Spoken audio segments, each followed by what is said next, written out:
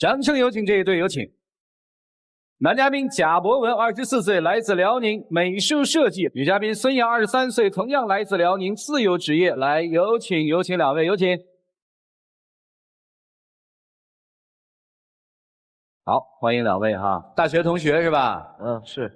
恋爱多长时间？1年多了。看了一下小片提了3个罪过是吧？我听了一下，第一是，你觉得男生嫌弃你是吧？我俩刚开始的时候，他对我其实挺好的，嘘寒问暖呀。下雨的时候给我送伞，然后有早课的时候，每次都给我送早餐啊。然后想的也挺周到的。自从我毕业了之后开始工作，他就各种嫌弃我，又说我不务正业，又说我疑神疑鬼，我就不知道他到底是因为什么。那你说毕业了，然后在家什么也不干，然后一天就做那个泥，不等等啊，做什么泥？你把它说清楚。做一种解压泥。说大家都可喜欢玩了，完事就可火了，天天就搁家那啥也不干，就做那玩意儿啊。那我不是说不务正业呀，现在小女孩都挺喜欢玩那种小泥巴的，我觉得这就是一个商机啊，我拿这赚钱有什么不对吗？那你说那玩意儿它是一个长久的计划吗？我不就是想让你就说想一个往未来往远处看一些，然后咱不做这个了，咱就找一个正儿八经的工作，不行吗？我就是觉得你就是拿我的工作当幌子，你实际上就是一爱面子，你知道吗？就觉得我玩泥巴给你丢人了。其实他爱面子这件事儿不是1回2回了。有一次我跟他朋友去吃饭，他朋友那天正好给他女朋友买了个新包，我看那个包挺好看的。他当着那么多人的面跟我说，回去我也给你买一个，不就一个包吗？给你买当季最新款。还有之前跟我说的那个什么口红，咱一并都给他买了。回去之后呢，他这个茬就再也没提过了。等过2天我们又继续去吃饭，然后他朋友偶然间问他说，哎，你给你女朋友买那个包了吗？他跟人家说什么啊，买了呀，买了当季最新款，我都给他买了。还有那个口红，我给他买了一套，他回倍儿喜欢。其实他什么都没给我买。不是，那你说我后来不是因为忙嘛，完事出差，然后再回来的时候就忘了。我不是说你没给我买那个包和口红，我跟你闹别扭，我是觉得你明明没做的事儿，你为什么和你朋友说你做了？然后我能说我说啊那个没买怎么地的？那我特关注一点啊，就是他当着朋友的面吹完牛之后，你说什么了吗？我什么都没说。那不是挺好吗？是挺好，然后他就说我了，就说我什么啊那个就说我又说大话又怎么地的？现在买了吗？那个没有，还那么忙哈。就是后来不是因为就是总吵架嘛，然后总说我就说话不算数，又什么这那的，然后你买了不就算数了吗？主要是没买吧，还不算什么。我只是觉得这件事儿，如果说某一天被他朋友拆穿了，那你说以后找他办事啥的，还能相信他吗？我觉得这就是承诺不兑现的事儿啊。而且他承诺不兑现吧，也不是1回2回了啊，也是经常啊。行吧，然后这是，男生喜欢吹。那就是不用吹牛这个词啊，就是咱们有时候说话这个不能兑现，对吧？女生不太满意，对吧？这女生投诉你的，接着说吧。你对她满意吗？也不满意，对不对？嫌人疑神疑鬼是吧？都疑了哪些鬼？你能告诉我吗？主持人，我跟你讲啊，平时他不是在家里做泥巴吗？然后平时工作量也就是2、3个小时就完事了然后剩下的时间他就没有事干，没有事干他又没有别的爱好，然后就开始就作我。你能理解吗？不能理解，就是最主要的一件事吧，就是有一次他给我打电话，然后他找不到我了，就因为早上起来我起来的比较早，然后他还在睡觉，我就没叫他，然后就直接走了。走到后来的时候我就去干活了嘛，他就找不到我，就开始给我身边所有人开始打电话就整的所有人都以为我失踪了一样。那你失踪了吗？我没失踪，我当时就是去干活，也是我不也是做舞美嘛，然后当时他那个场地他没有信号我也打不了电话，也发不了短信的。然后就这样，然后后来跑到我单位来闹来了。那你说你一大早上起来了，你出门你说都没跟我说，然后我起来之后等你1天，你也没给我发过1条消息，谁知道你路上是不是出事了？我不是担心你吗？不是，那你说我天天这么上班，我什么前出过事儿啊？那时候不是你睡觉呢吗？我还给你叫起来，我说喂，我走了。保不准他有万一，对不对？你给我发条微信，就几秒钟的功夫你都没有啊！他不是没有信号吗？另外了，你说你来看着我就看着我了呗，看着我还不行。他说走啊，那个陪我去吃饭呢。你说那么多人搁那等着呢，人家的演出马上开始了，完事我这还得陪你吃饭呢。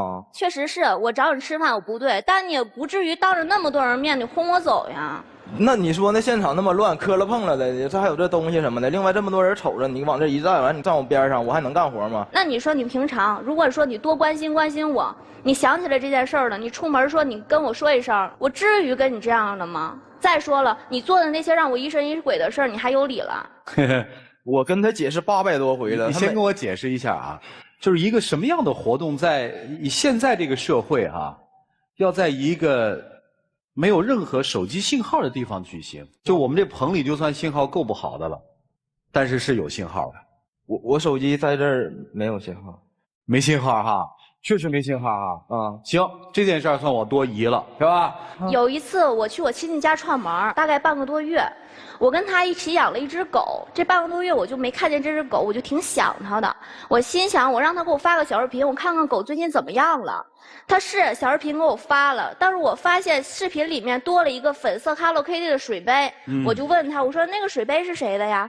他支支吾吾的说，可能是我朋友跟他女朋友过来我家玩，他女朋友落下的。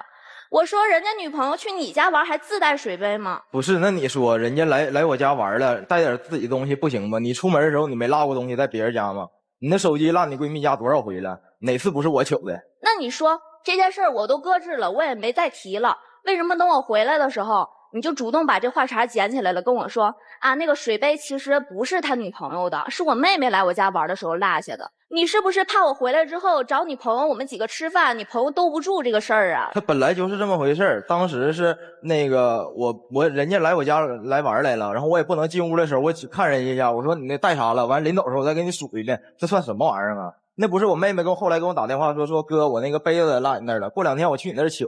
你说我都跟你说过多少回了，你干啥呀？那我就问一句啊，这杯子到底是谁的？这杯子他就始终说是他妹妹的。那他本来就是我妹妹的，这玩意儿用说吗？你问过我妹妹吗？没有。问一下嘛，既然心里过意不去，对吧？什么妹妹啊？她可能是一个表亲的妹妹吧，我到现在还没见过，所以我不好意思去问这个事儿。行吧，反正这事儿就过了呗，就是家里莫名其妙多了个水杯，是吧？而且水杯还不算，就是还有一件是羽绒服的事儿。冬天的时候他问我你怕不怕冷，我说还行，怎么了？他说我给你买了一件羽绒服，你这2天没在沈阳，等你回来的时候你试试看合不合适。我当时特开心，我觉得你挺体贴我的，冬天还怕我冷，给我买羽绒服。等我回来的时候，他也没提羽绒服这个话茬，我就主动问他，我说你给我买的那个羽绒服呢？他还是支支吾吾的，半天说不上来个所以然。最后我一再问他，他跟我说你羽绒服让我妈拿走了。我这事儿我给你解释800多回了。那是我那个有个妹妹，她是从山东那边来的，然后来东北咱玩来了。冬天呢，她不冷吗？冷的时候，然后串门来的时候，我妈看到人小脸冻得通红啊，正好就说那个你不正好给洋洋买件衣服吗？你先给你妹妹先穿上。你说这就给她了，我是不是跟你说过了？你妈妈对我什么样，我心里面知道。你妈妈恨不得拿我当亲女儿一样。就剩一块排骨，家里谁也不能吃，就宁可等到12点也留给我的那种，你知道吧？不，这。所以我觉得这是什么年代？他们家就1块排骨啊，前面那10块都给谁吃了？所以我觉得他妈妈宁可去带他妹妹出去买一件衣服，他都不会动他给我买那件衣服。那后来你就没问问他老人家说那衣服是怎么回事啊？不是主持人，那您说吃完饭那都几点了？人家还休不休息？人不累呀？我也很好奇啊，后来你妹妹没把羽绒服给送回来啊？人都穿上了，人一待好几天，你咋样？临走的时候我说你把衣服留下，完给你嫂子买的。那你再买一件给嫂子呗。对，我跟他说了，他回来的时候就跟我激恼，没买，他就回来的时候就一直跟我吵这事儿，又不信我咱也不知道为啥问你自己啊，手机跟别人的手机不一样，对吧？妹妹还比别人多几个，我家要不然是落水杯，要不然到你们家拽衣服，你看看是吧？我其实特别相信你，但是主要他不信，对吧？然后他这个工作本来就是聚少离多，就是1个月在沈阳待不了多长时间，好不容易有1个月他可以休几天，结果他睡醒了之后就开始玩手机，看别的小姑娘直播。我跟他说话，我话茬我都插不上。不是你说这事儿怪我吗？你说我好不得休息，我想搁家待一会儿，然后那安静什么的。然后我醒了之后，我是不是叫你了？我叫你，你好歹搭理我呀。人也不搭理我，跟我来一句，我搁这做泥呢，你有事儿啊，咱一会儿再说。你说这玩意儿你赖我吗？那你说我还得等你啊？那你说我休息了，我搁那自己待一会儿我不行吗？另外你说我这看小姑娘直播，好不得休息了，我看看人打个游戏，那能咋的呀？你说我也不跟人说话呀。那你说你有你的工作，我也有我的工作，而且我的工作只有那2个小时，我就跟你说，我说你稍微等等我，我说我2个小时忙完我去找你，我回来之后就看你跟别人在那看直播呢，然后你还给他刷礼物，我都不明白是为什么。不是，那人家玩的确实是好啊，好了你不得鼓励鼓励他呀？我做事做得好的时候，你也没说鼓励鼓励我呀。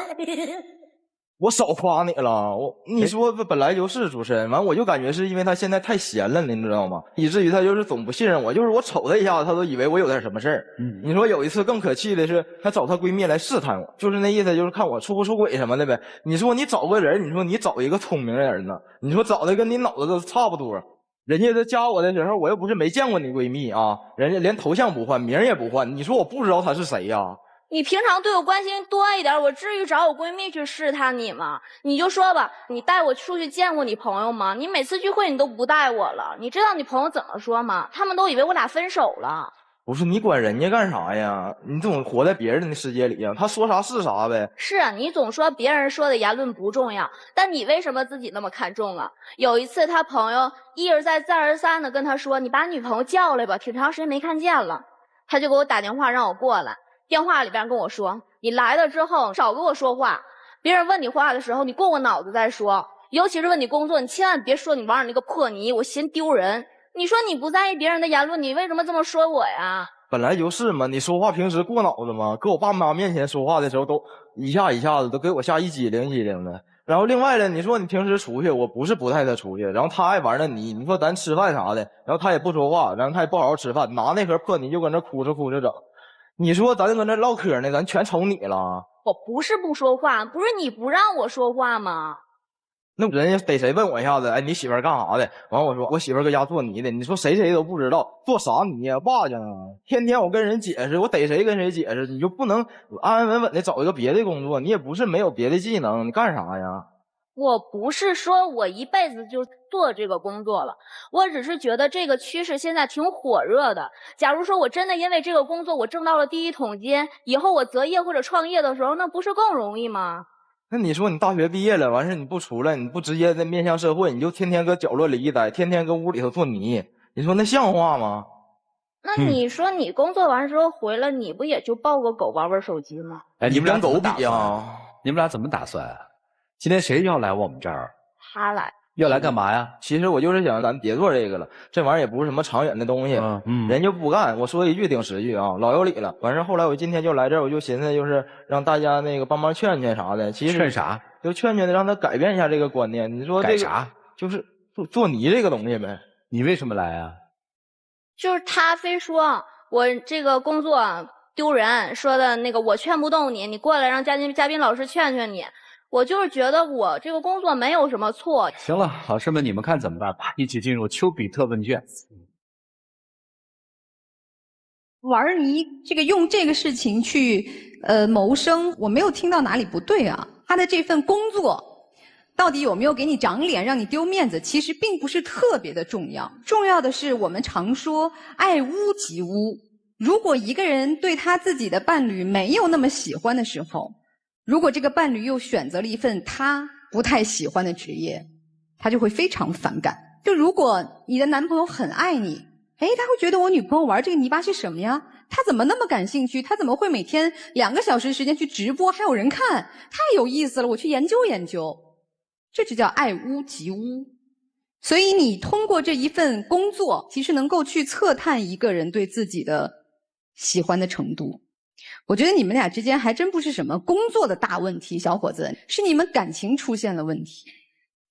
你说你的手机，就算我进入一个没有信号的地方，如果你真惦记他，你会在工作之前给他发个微信或者短信说，亲爱的，我马上进入我这个工作范围了，没有信号。并不是工作说，哎呀，我工作忙，你工作闲，就是因为你的心不在。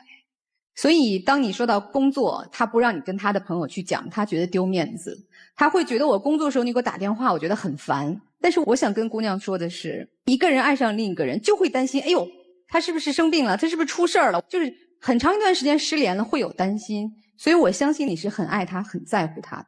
但是，如果你和他联系，他1个小时不回，2个小时不回，1天都不回，其实你要冷静去想一想，我还有没有意义再去联系他？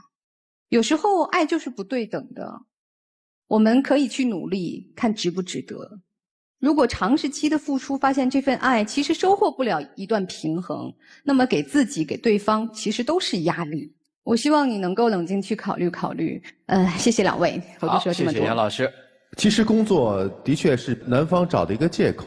我们顺利推下来，你觉得女孩呢1天2个小时的工作时间，那剩下的22个小时，那岂不是都要来黏着我？你好害怕呀！你是希望有一个事情能够占据她更多的时间与她的精力，可能你并不觉得这个工作有多么的丢脸，而是你觉得女孩在你身上的时间已经让你嫌弃了。请问这是情侣之间应该发生的事情？一旦发生了，就会引发一系列的事情。就像女孩在你身上找不到安全感，她越是找不到，越是希望能够通过蛛丝马迹发现问题。你现在对她到底是一什么样的感觉？当初好像对她不错哟，但现在为什么都找不到了呢？为什么甚至于觉得她的出现会让你在朋友面前丢脸？为什么会编一个谎言说啊，我已经给她买包了啊，然后怎么样，明明没买，女孩也没有当众戳穿你的谎言，就是给你面子。你何尝给过她面子？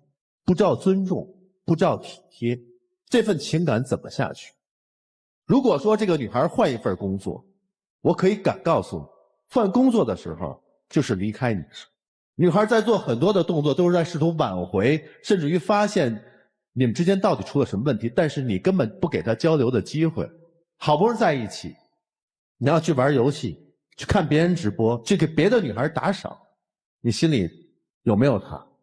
女孩，我们无法帮你破案，很多在我们看来很正常的事情你却怀疑了，就是你们感情的信任基础已经没有。她在朋友面前也好，在你面前看不起你的工作也好，那都是借口，是她对你这个人的感情出了问题。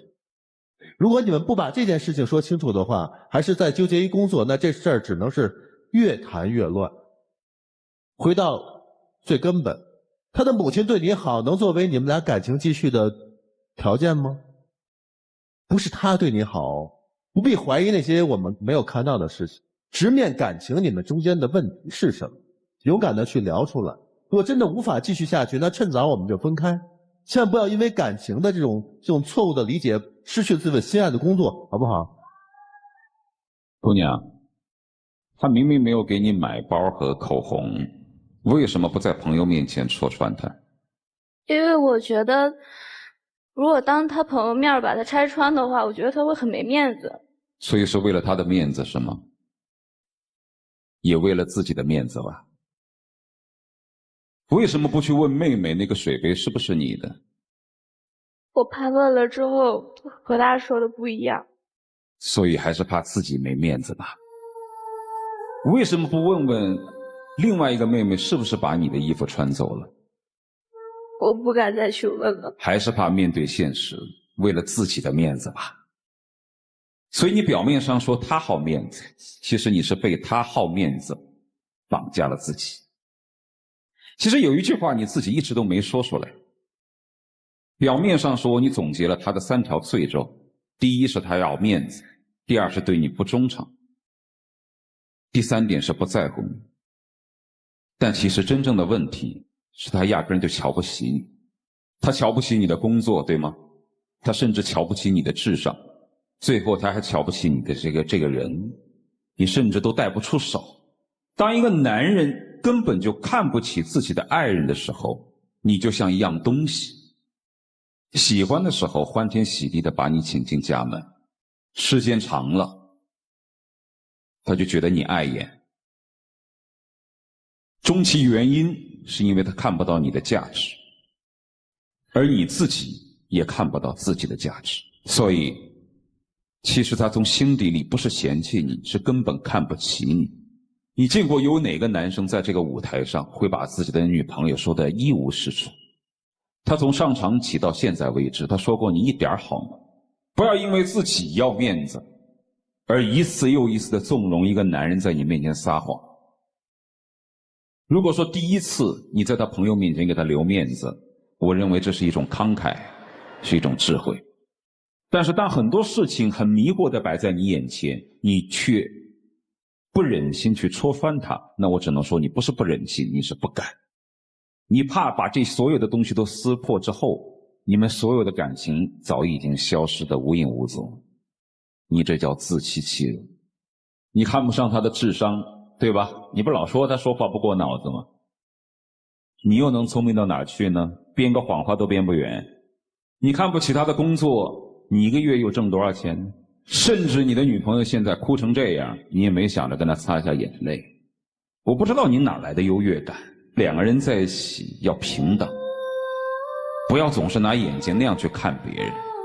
这个女孩子至少她有3点是值得你尊重的。第一，她爱你，对吧？第二，她自力更生，没有用你的钱，对吧？第三，无论她的方式是否正确，她担心你，她在乎你，对吧？你说这样的一个女人摆在你面前，你有什么资格瞧不起别人？爱是平等。如果你看不到她的价值，你也犯不着去欺负别人、数落别人，你大不了走就是。如果这件东西你已经觉得很碍眼了，你觉得它没有价值了，请放它走，没有必要去数落。至少你们曾经之间还是有爱情。到头来，支撑这个姑娘一直走到现在的唯一原因，虽然你心里知道这个男人看不起自己，但是你自欺欺人的认为至少他母亲看得起自己，什么一块排骨都留给你吃，这错了一点。当所有的女生都说虽然我的男人不爱我，但我婆婆对我非常好的时候，你要意识到，第一，你是嫁给这个男人，不是嫁给这个婆婆。第二，婆婆在乎你是因为她在乎儿子，不是因为在乎你。等到有一天你跟她之间要是分了手，你觉得那块排骨还会留给你吗？如果你哪天你们俩已经分道扬镳了，那婆婆说没事闺女啊，你不做我儿媳妇还可以做我女儿，那才是真的在婚姻生活当中，我们所有人都是平等的，我们都要彼此看到对方的价值，也要看到自己的价值。看不到对方价值的人，就像他很自私；看不到自己价值的人，就像你很自卑或者自欺欺人。不爱就放开，如果要爱，就要体现自己的价值，更要看到别人的价值。差不多就得了。好，谢谢涂老师，听懂了？你也明白了。来，一起进入那几天喝古方红糖真情60秒。洋洋，我现在听老师说完之后，我发现的确是我的问题，我的问题很多。然后我感觉我们之间也没有别的什么大事什么，都是一些鸡毛蒜皮的小事。然后那咱别闹了，咱回嘛，行吗？我真的挺怀念你，我们刚开始在一起的时候，那个时候真的是我当时真的觉得我这辈子的人就是你了。但是后来我发现一而再再而三的事情之后，我又开始否定我自己，我来来回回的纠结，我真的不知道该怎么办。今天你跟我说让我跟你回家，我真的需要再考虑考虑。当世界只剩下一片，谢谢你们啊，请回。是不是还有你？来，请关门。